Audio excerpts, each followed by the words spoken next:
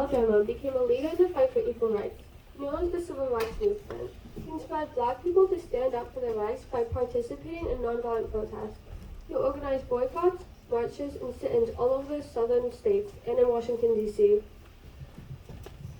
In our play, Martin Luther King, you will see these characters: Narrator 1, Narrator 2, Narrator 3, Narrator 4, Narrator 5, Martin Luther King, and Coretta King. After slavery was abolished by the Civil War, there were still many white people who believed that black people were not equal and did not deserve justice. Laws were passed to make sure that black people got separate but equal treatment. These laws were called the Jim Crow laws.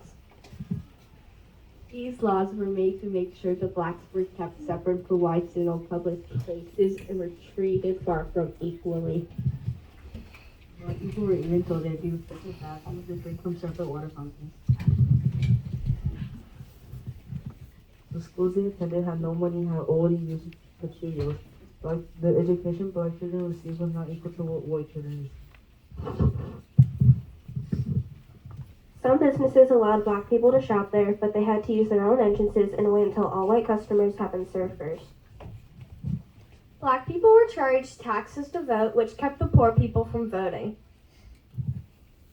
Tests were designed for black people only to take before voting.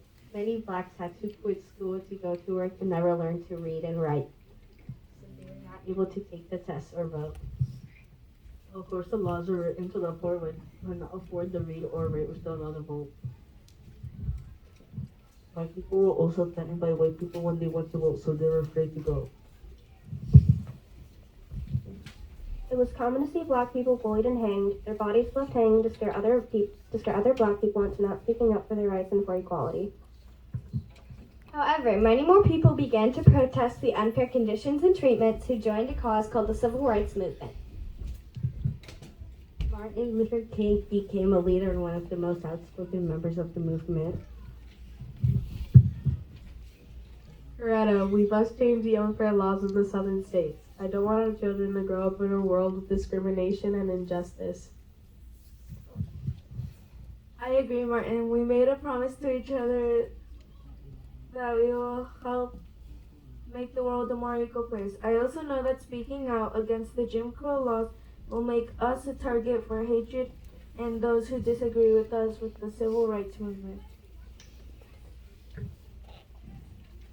I have prayed about this, Coretta. It is dangerous to try and stand up to change the unfair laws, but we must stand up for what we believe. We must work to change these injustices. I'll help you all I can, Martin. We must follow our hearts and do what is right. Martin Luther King soon became a very outspoken member of the Civil Rights Movement.